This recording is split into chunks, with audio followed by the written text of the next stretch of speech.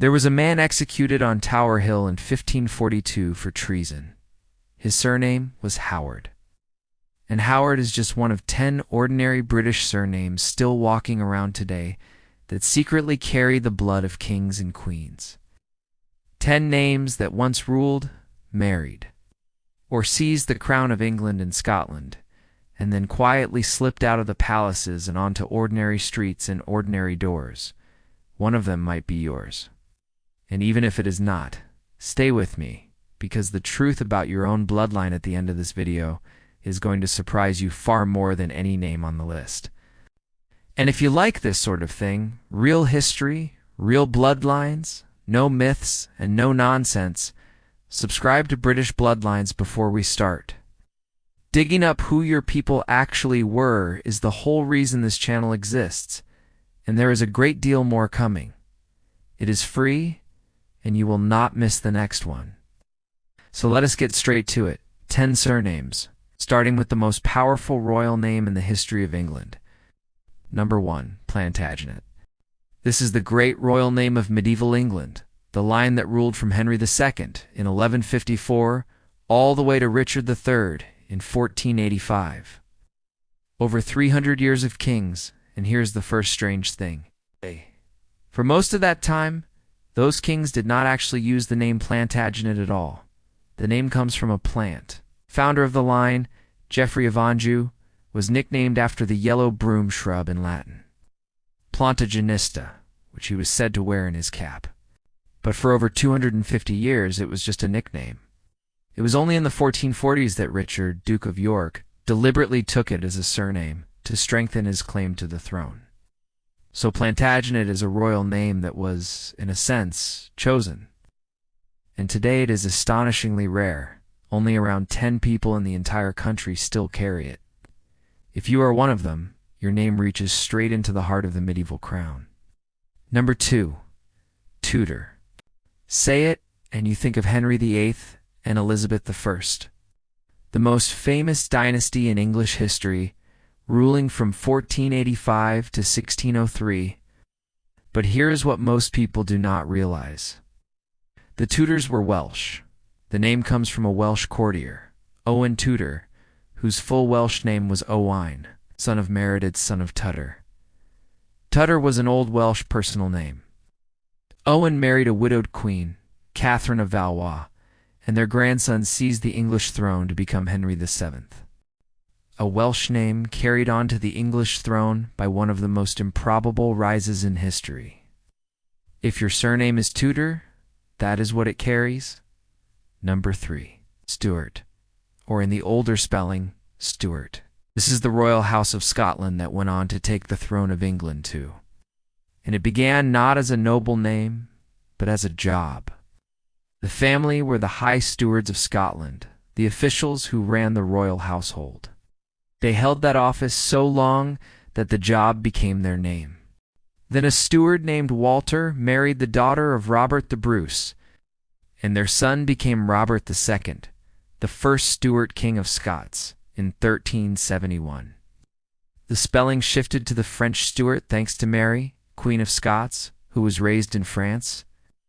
And in 1603, her son James became king of both Scotland and England.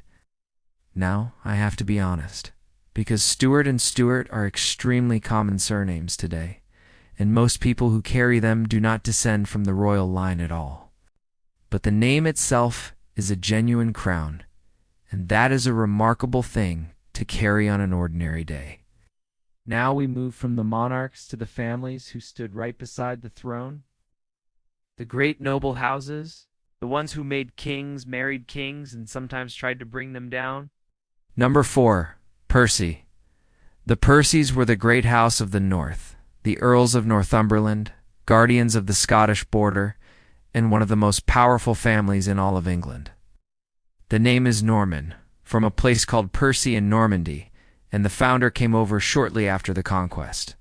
The Percys were famous for 2 things: their power and their rebellions.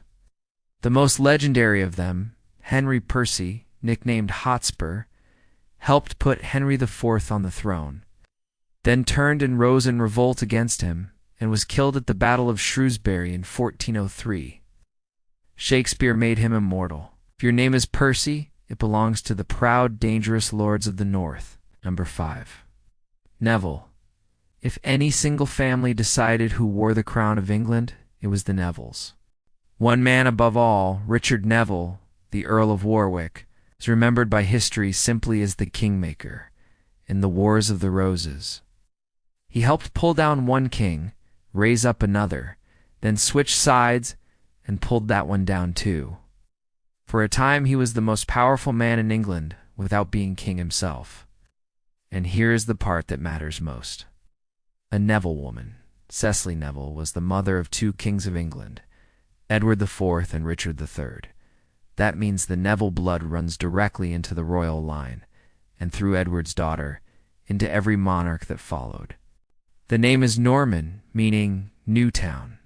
If you are a Neville, you share a name with the family that made kings and mothered them. Number 6. Howard.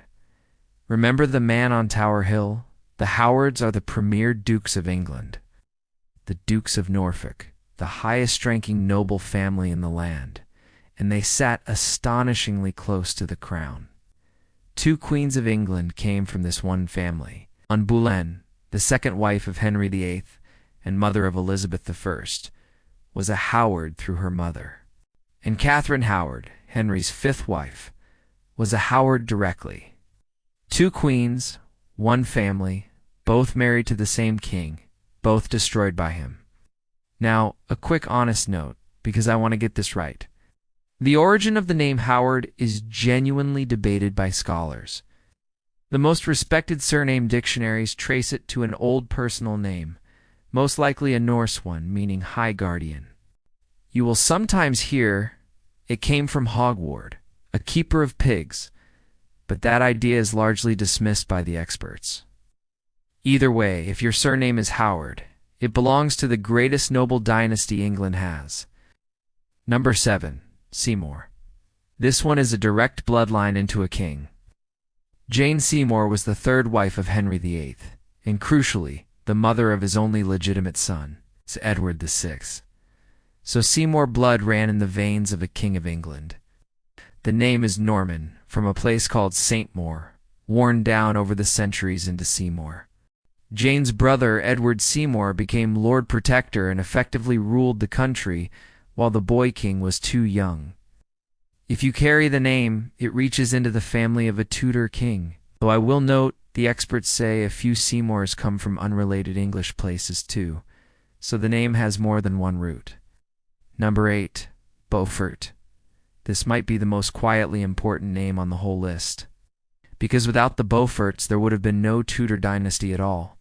The Beauforts descended from John of Gaunt, a son of King Edward III, and Catherine Swynford, who was his mistress before she became his wife. Their children were given the name Beaufort after a French castle and were made legitimate by the Pope and by Parliament. And it was through this half-royal line, through a formidable woman named Margaret Beaufort, that her son claimed the throne and became Henry VII, the first Tudor king. If your name is Beaufort, it carries the actual blood of Edward III and the very claim that founded the Tudor age. Number 9. Stanley. The Stanleys were the Earls of Derby, and they earned their place in history in one decisive moment. At the Battle of Bosworth in 1485, as Richard III fought Henry Tudor for the crown, it was the Stanleys who held back until the critical instant, then threw their weight behind Henry and won him the battle, wherein there is a famous story that after Richard fell, Lord Stanley lifted the fallen crown from the field and set it on his stepson Henry's head. I will be honest with you here too, because that story comes from Tudor-era writers and may well have been polished in the retelling. But the Stanleys' role in deciding that battle is entirely real. The name itself is Old English, meaning a stony clearing. If you are a Stanley, your name is tied to the very moment one dynasty ended and another began. And now, number 10. The one I promised. The name where the royal blood is written right into it. FitzRoy. That little word Fitz at the front of a name comes from the Old Norman French for son of. You see it in ordinary names like Fitzgerald and Fitzwilliam, where it simply means son of Gerald, son of William, with no royal link at all. But FitzRoy is different because Roy comes from ROI, the French word for king. FitzRoy means quite literally son of the king, and it was the name given to the acknowledged illegitimate children of monarchs. Henry VIII had a son he could not make his heir, and named him Henry FitzRoy. And the FitzRoy family that still exists today, the Dukes of Grafton, descend directly from an illegitimate son of King Charles II. So if your surname is FitzRoy, it is not a hint or a maybe. The name itself is a declaration. It means royal blood, the acknowledged child of a king, written into the surname for all time. So there they are. 10 British surnames and the royal bloodlines they open onto. The ruling dynasties Plantagenet, Tudor and Stuart. The kingmakers and king Mariers, Percy, Neville, Howard, Seymour, Beaufort and Stanley. Now, before I let you go, I have to be straight with you about something, because here is the honest truth, and it is the most important thing in this video. Sharing one of these surnames does not prove you descend from that royal or noble house. I need you to really hear that. These names were also carried by thousands of ordinary, unrelated people. Tenants took their lord's name. Families were named after the same village. Plain coincidence did the rest. Most people named Stuart or Howard or Percy do not descend from the great house at all. And while I am at it, let me save you some money. Those websites that sell you your family coat of arms based on your surname are frankly a scam. Coat of arms belongs to a specific person and their direct descendants, never to a surname. There is no such thing as a coat of arms for everyone who happens to share a name. But here is where it gets genuinely wonderful, because there is a true fact hiding underneath all of this that is far more astonishing than the myth. Think about your ancestors doubling every generation as you go back. To parents, for grandparents. 8, 16, 32, and on and on. Go back to the Middle Ages, and the number of slots in your family tree becomes larger than the entire population that was alive, which means the same people fill those slots over and over, and everyone alive back then who left descendants is woven into almost everyone's tree today. And historians who have actually done this mathematics have reached a staggering conclusion. Edward III, the medieval king the first mentioned earlier, is almost certainly an ancestor of the overwhelming majority of everyone alive today with English roots. One historian put it above 95%. Some say it is very close to everyone. The geneticist Adam Rutherford calculated that it is essentially impossible for a person of British descent not to descend from Edward III, and through him from William the Conqueror, from Alfred the Great, from effectively every medieval European king there was. So here's the real answer to the question I asked you at the start. Is your surname one of these 10? Probably not. But do you carry the blood of kings? Almost certainly yes. Just not because of your name. It is hidden in the vast, tangled, forgotten web of all your other ancestors. The millions of ordinary lives that quietly carried a king's blood down the centuries and delivered it without anyone noticing to you. The crown is not stamped on your surname. It is buried deep in your family tree, and it is very likely there. So now I want to hear yours. Is your surname one of these 10?